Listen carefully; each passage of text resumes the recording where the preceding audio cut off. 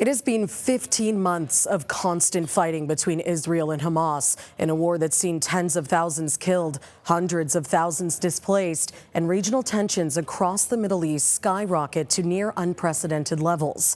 Now that war is on the verge of ending, with Sunday set to mark the official start of a ceasefire agreement. But since the deal's announcement on Wednesday, officials in the Gaza Strip say Israeli troops have continued their deadly bombardment. Plumes of smoke rose above the enclave's skyline early Saturday morning after Israeli troops launched a series of airstrikes onto the central and southern portions of the Strip. According to Palestinian medics, a family of 5 was killed by one of the strikes while they were asleep inside their tent. Just few hours before the ceasefire deal that will take effect, they are targeting children sleeping in the tent.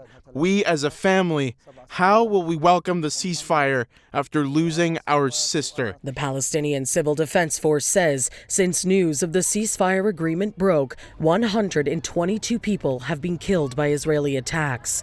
Civilians say they're holding out hope that Saturday night will mark their last under fire. We hope by the name of God that today is the last day of war.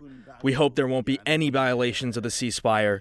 The people are tired. The ceasefire agreement can be broken down into 3 phases, the first of which will get underway at 8:30 a.m. local time Sunday morning. That's when Hamas is set to release 3 female Israeli hostages, and in turn, Israel will release 95 Palestinians, including 10 minors, who are currently being held inside Israeli prisons.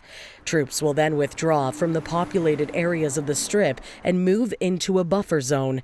And while this is taking place, White House officials say negotiations will continue regarding the next phase of the deal. I think you can build momentum in phase 1. I'm hopeful that we'll see all 3 phases implemented, and we'll see a Gaza without Hamas in charge, and without ever again being a threat to Israel, and with all of the hostages, the living and the dead and the remains, return to their families in Israel. That's what needs to happen. Now, getting humanitarian aid to those in Gaza is also a major focus of phase 1 of this deal. A convoy of trucks remains stationed on the Egyptian side of the Rafah border crossing, ready to drive into the Strip.